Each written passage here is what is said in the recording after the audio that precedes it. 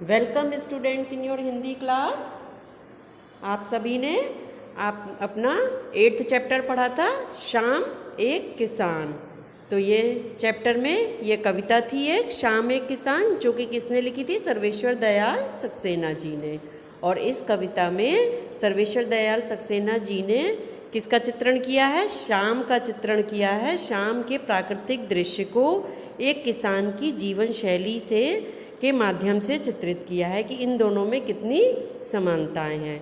जैसे कि इन्होंने शाम के समय के पहाड़ को एक बैठे हुए किसान के रूप में चित्रित किया है, बादलों को किसान के साफे के रूप में, और पास के पलाश के जंगल को किसान के पास रखी हुई अंगूठी को चित्रित किया है, तथा डूबते हुए सूरज को इन्होंने दिखाया है कि किसान के हाथ में जैसे कोई चिलम हो। और इसके अलावा जो शाम का अंधेरा हो रहा है वो भेड़ों के झुंड के समान दिखाई दे रहा है।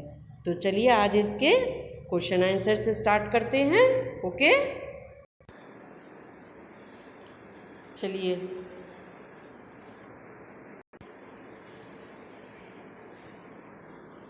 पहला क्वेश्चन है, इस कविता में शाम के दृश्य को किसान के रूप में दिखाया गया है। यह एक रूपक है। रूपक क्या है? जब जहाँ किसी चीज़ की उपमा दी जाती है तो वो क्या हो जाता है? रूपक हो जाता है, रूपक। इसे बनाने के लिए 5 एक रूपताओं की जोड़ी बनाई गई है।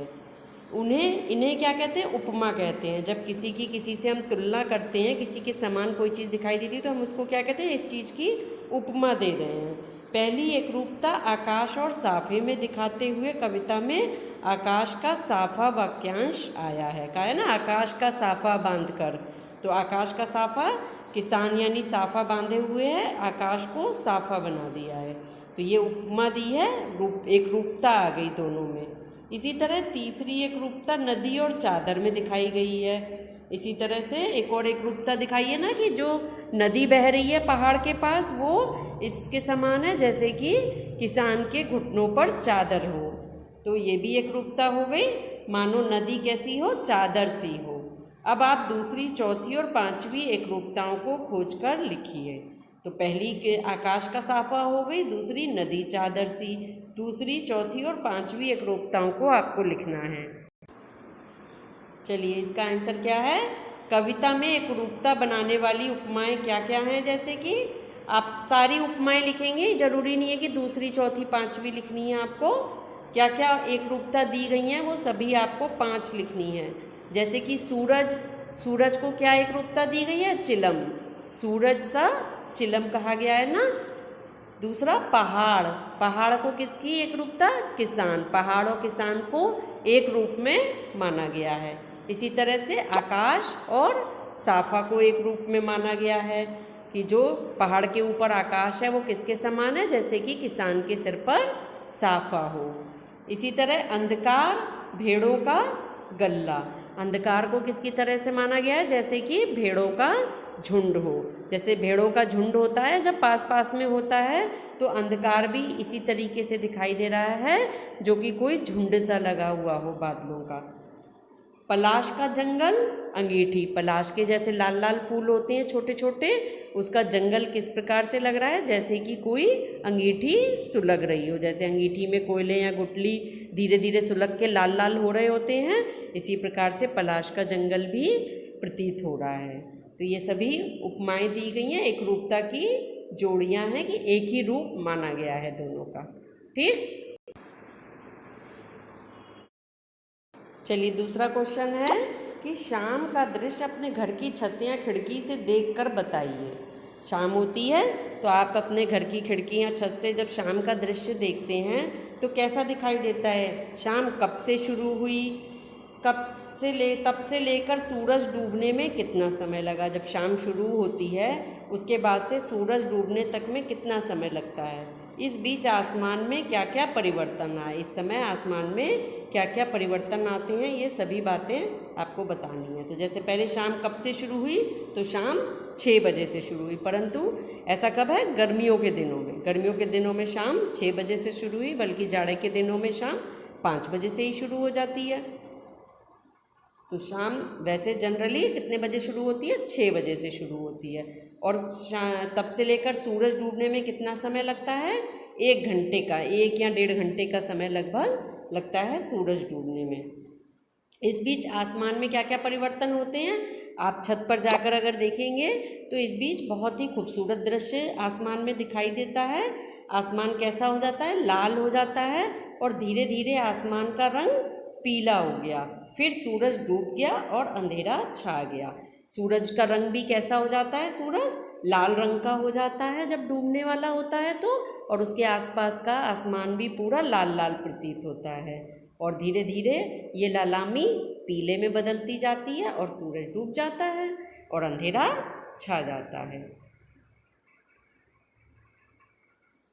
नेक्स्ट, मोर के बोलने पर कवि को लगा जैसे किसी ने कहा हो सुनते हो। ये आपकी कविता में आया है ना कि मोर ने बोला, मोर बोला तो क्या लगा? ऐसा लगा जैसे कि किसी ने कहा हो सुनते हो। नीचे दिए गए पक्षियों की बोली सुनकर उन्हें भी 1 या 2 शब्दों में बांधिए। तो नीचे ये जो पक्षियों के नाम दिए हुए हैं इनकी भी बोली को हमें 1 या 2 शब्दों में बांधना है कि ये पक्षी क्या कह रहे हैं। जब ये पक्षी अपने आसपास आके बोलते हैं तो हमें ऐसा महसूस होता है ना कि ये कुछ कह रहे हैं, बोल रहे हैं। तो आपको क्या महसूस होता है कि ये क्या कह रहे हैं वही लिखना है। जैसे कि मोर की बोली में लगा कि वह कह रहा है सुनते हो। चलिए देखते हैं। अब जैसे कबूतर है, कबूतर को कहते हैं ना कि कबूतर खत लेके आता है। पहले के ज़माने में कबूतर क्या करते थे? चिट्ठी एक जगह से दूसरी जगह पहुंचाते थे। तो अगर कबूतर किसी की छत पर आकर बोल रहा है तो किसी को क्या लगता था कि वो क्या कह रहा है? खत ले लो, यानी कि मैं खत लाया हूँ, खत ले लो। कबूतर का काम होता था ना खत ले लो। इसलिए आज के समय में कबूतर बोलेगा तो कोई ये नहीं सोचेगा कि खत ले लो, परंतु पहले ऐसा लगता था कि वह कह रहा है खत ले लो। मैना, मैना क्या कहती है? मैना चूँकि गाती है मैना, तो मैना ऐसा लगता है जैसे पूछ रही हो कि गाते हो, गाते हो। या कुछ और भी आपको अगर ऐसा कुछ और महसूस होता है तो आप कुछ और भी लिख सकते हो कि मेरे संग चलोगे, आपको ऐसा भी तो लग सकता है। मेरे संग उड़ना सीखोगे, कैसे हो, ये भी तो कह सकती है मैना, कैसे हो। चील, चील क्या कहती है? चील कहती है देखते हो। चील की नज़र बहुत तेज होती है ना, तो देखते हो। या वह क्या कहती है चील? अरे वह देखो नीचे क्या पड़ा है। ये भी सुनाई देता है, ऐसा लगता है ना कि वह कह रही है अरे वह देखो नीचे क्या पड़ा है। यहाँ चील कहती है ठीक से देखो, ध्यान से देखो। कुछ भी महसूस हो सकता है ना हमें कि क्या कह रही है। ऐसे ही कौवा, कौवा क्या कहता है? जब कौवा छत पर काँव काँव करता है तो कहते हैं ना कौवा काँव काँव कर रहा है, यानी कि वो ऐसा कह रहा है कि मेहमान आएंगे। ऐसा बोला जाता है कई बार कि कौवा काँव काँव कर रहा है, देखो उसकी काँव काँव से ऐसा लग रहा है वो कह रहा है कि मेहमान आएंगे या आपके घर कोई आएगा। तोता, तोता क्या कहता है? पढ़ते हो। या तोता कुछ भी बोल रहा है तो हमें क्या लगता है? कहता है राम राम भाई। तोता राम राम ज़्यादा बोलता है ना, तो हमें ऐसा ही सुनाई देगा कि राम राम भाई। या मिट्ठू मिट्ठू, यहाँ क्या कहता है तोता? पढ़ते हो, यानी कि दूसरों से पूछ रहा है वो।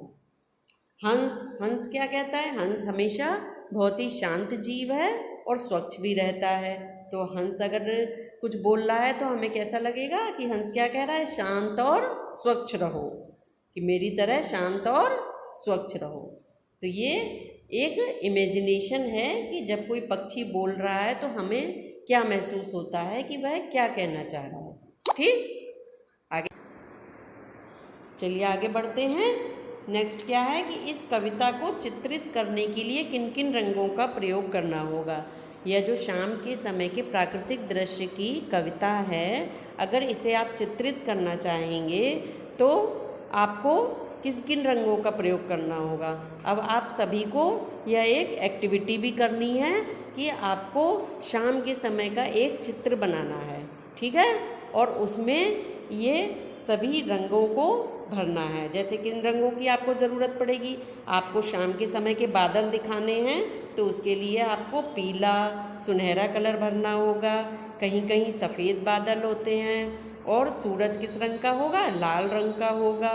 कहीं कहीं अंधकार दिखाई देगा तो वहाँ पर आपको काला रंग भरना होगा। इसके अलावा पेड़ दिखाने हैं, पेड़ के लिए पलाश के जंगलों के लिए भी लाल रंग का इस्तेमाल करना होगा। लाल और ऑरेंज या सुनहरा रंग और हरा रंग, हरे रंग का इस्तेमाल करना होगा। पहाड़ को दिखाने के लिए भूरे रंग का इस्तेमाल करना होगा। और जो पहाड़ पर किसान का साफा बनता है, बादल हैं, उनको क्या सफ़ेद रंग से दिखाना होगा। तो आप सभी एक शाम के दृश्य का चित्रण करिए।